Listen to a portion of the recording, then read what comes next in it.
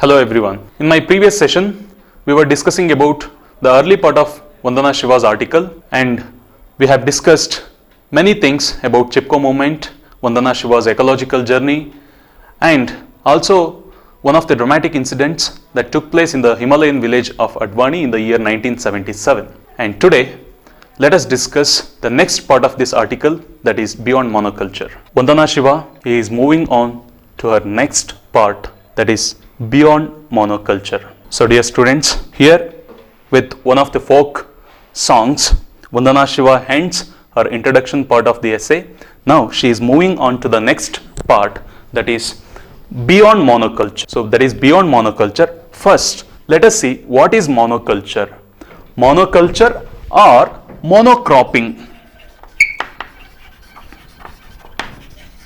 Monoculture or monocropping. So what is monoculture? Monoculture is nothing but cultivating a single crop in a given area. Cultivating only a single crop in a particular place. So that there must be some disadvantages. So why do you think Vandana Shiva has given her title as beyond monoculture? There must be some disadvantages from the monoculture. Let us see. So monoculture, as I have told you, it is cultivating only one crop that doesn't support the ecosystem, that doesn't support the biodiversity. The opposite side of it is polyculture. Polyculture or multiculture. So where you cultivate varieties of crops, varieties of other species, different varieties of plants, varieties of trees, varieties of crops, and also different varieties of animals and birds. So in monoculture, you cultivate only a single crop. See, when you reuse the same soil year after year, definitely the fertility of the soil will be lost over a period of time. It will be lost. And also in monoculture, we use chemical manure. We use chemical fertilizers, chemical pesticides. So when you use all these chemical manures, chemical fertilizers, chemical pesticides, over a period of time, the nutrients of the soil will be lost. When you cultivate the same crop again and again, the soil doesn't support the crop to grow, to give you the good yield. So when there is no nutrients in the soil, fertility in the soil, obviously you don't get any nutrients in the crop that you grow. So when there is no nutrients in the crop that you cultivate, there is no nutrition in the food that you eat. So now Vandana Shiva, in this part, she says, beyond monoculture, from Chipko, I learned about biodiversity and biodiversity based living economies. The protection of both has become my life's mission. So her life's mission is to protect. Mission is nothing but her duty, one of her responsibility. So now what is her responsibility? What is her duty? Her duty is to protect both biodiversity and biodiversity based living economies. Biodiversity based living economies. Now, do you know what is the biodiversity based living economies? We all know diverse ecosystem is more productive than non-diverse ecosystem. It is the evolution of the benefits of the biodiversity, like the food, the industries of wool, fur, the ecotourism, the medication.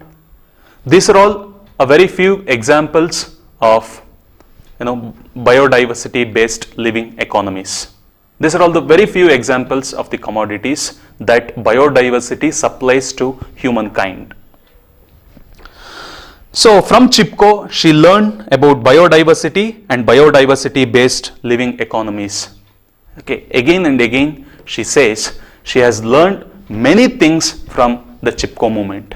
Today, if Vandana Shiva wouldn't have become one of the activists, one of the members of Chipko movement, she wouldn't have contributed anything to the nature, anything to the humankind. She has contributed many things.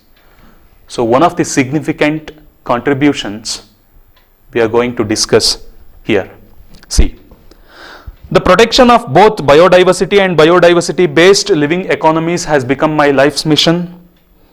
As I described in my book, Monocultures of the Mind, the failure to understand biodiversity and its many functions is at the root of the impoverishment of nature and culture. Vandana Shiva, also one of the authors of another book titled Monocultures of the Mind, which means rigid perception or narrow-minded, narrow thinking. So as she has described, in her book she explained, the failure to understand biodiversity and its many functions is at the root of the impoverishment of nature and culture. She says, we humans, if we fail to understand biodiversity, if we fail to understand the ecosystem and their functions and their role in our lives, and definitely we are going to lose our culture as well as the nature. Culture refers to the lifestyle, the food system, and we are also going to lose the nature. Definitely, if you don't know the role of biodiversity, what will you do? Let us take the farmers for example.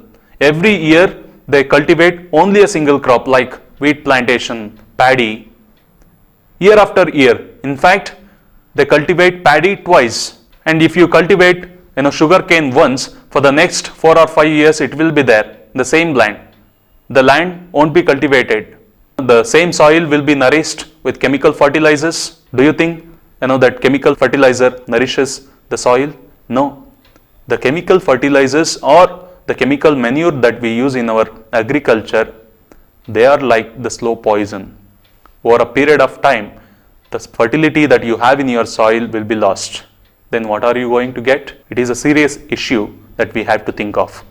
Now, so as she says in one of her books, if we fail to understand the biodiversity and its many functions, definitely we are going to lose the diverse nature, diverse ecosystem on the earth, and as well as the culture we have. Next, the lessons I learned about diversity in the Himalayan forest, I transferred to the protection of biodiversity on our farms. Whatever the lessons she has learned from biodiversity, from Chipko movement, she has started protecting those things in her farms. I started saving seeds from farmers' fields and then realized we needed a farm for demonstration and training. Thus, Navadanya farm was started in 1994 in Doon Valley, located in the lower elevation Himalayan region of Uttarakhand province. Today we conserve and grow 630 varieties of rice, 150 varieties of wheat and hundreds of other species. We practice and promote a biodiversity intensive form of farming that produces more food and nutrition per acre. The conservation of biodiversity is therefore also answer to the food and nutrition crisis. Today, she has started protecting biodiversity in her farm, and in the year 1994, she has started Navadhanya farm.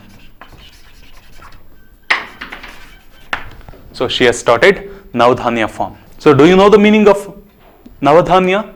It has two meanings. One is Navadhanya. Nav means 9. So Dhanya is grains. So 9 seeds. Another one meaning, Nav also means new, something which is new, which means Navadhanya is nothing but new seeds. So here Vandana Shiva started the Navadhanya farm to protect biodiversity and biodiversity based living economies. So Navadhanya is one of the training and seed conservation center you have in Uttar Pradesh state. So where did Vandana Shiva start Navadhanya farm? She started Navadhanya farm in Doon Valley in the lower elevation of Himalayan region of Uttarakhand province. So Navadhanya is one of the training and seed conserving center. Next, I started saving seeds from farmers' fields and then realized we needed a farm for demonstration and training. So earlier she started conserving the seeds, different varieties of seeds at the farmer's field, but later she realized she needs her own farm to conserve varieties of seeds. Thus, Navadhanya farm was started in 1994 in the Doon Valley located in the lower elevation Himalayan region of Uttarakhand province. Today in Navadhanya farm, Vandana Shiva and other activists, other member of Navadhanya farm have conserved 630 varieties of rice. 630 rice varieties and 150 wheat varieties. So now I would like to ask you, every day we eat rice. So every day we eat chapatis.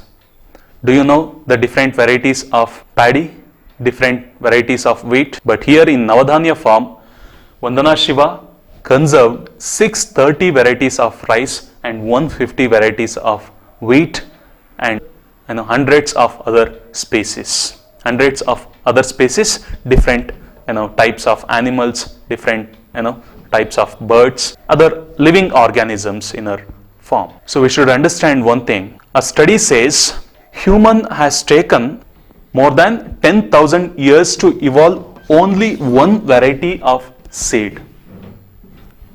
So today we have 630 or more than thousands varieties of crops, but human has taken more than 10,000 years to evolve only a single crop. And today Vandana Shiva, she has conserved 630.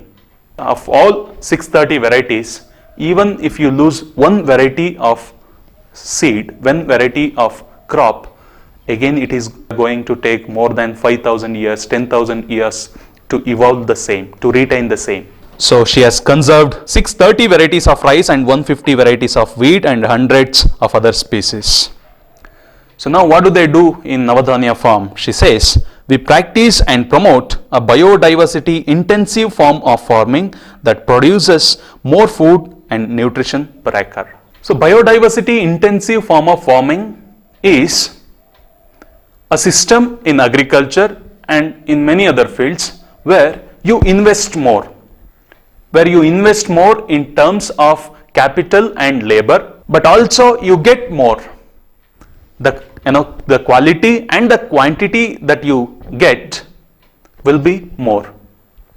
So she has started promoting and she has also started practicing this biodiversity intensive form of farming in Navadhanya. And next she says, the conservation of biodiversity is therefore also the answer to the food and nutrition crisis. So now, in monoculture, if you cultivate only a single crop in your farm, year after year, same soil is used, chemical manure is used, you are not going to get any nutrients in the food that you eat, any nutrients in the crop that you grow.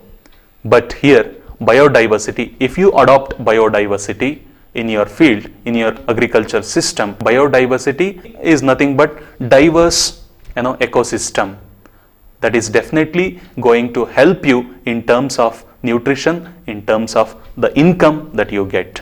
Because you get the quality, you also get the quantity. Navadhanya, the movement for biodiversity conservation and organic farming that I started in 1987 is spreading.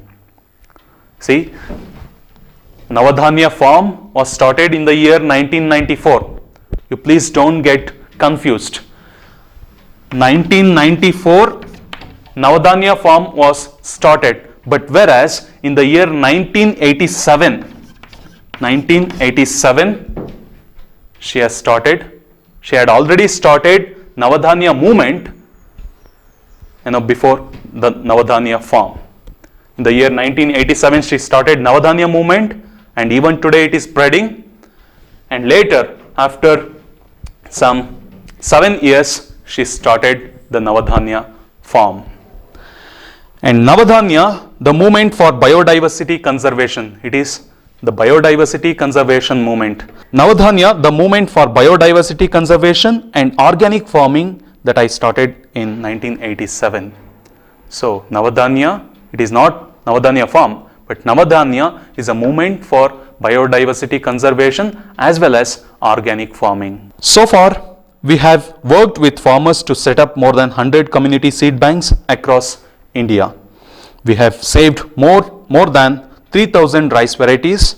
We also help farmers make a transition from fossil fuel and chemical based monocultures to biodiverse ecological systems nourished by the sun and the soil. I have already told you. So Navadhanya movement started in the year 1987. Later Navadhanya farm was started. Navadhanya farm is one of the training and seed conserving centers in Uttarakhand state.